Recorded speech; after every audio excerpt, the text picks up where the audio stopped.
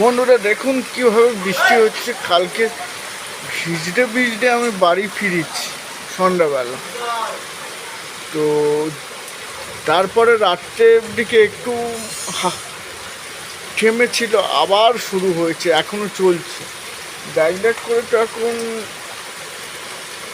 8টা-9টা বাজতে যায় সকাল।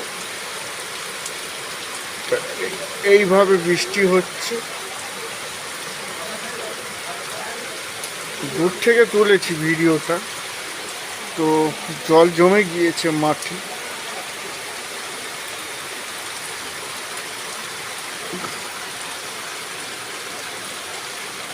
হয়ে যাচ্ছে তো বৃষ্টি, থামার কোনো নামগন্ধই নেই।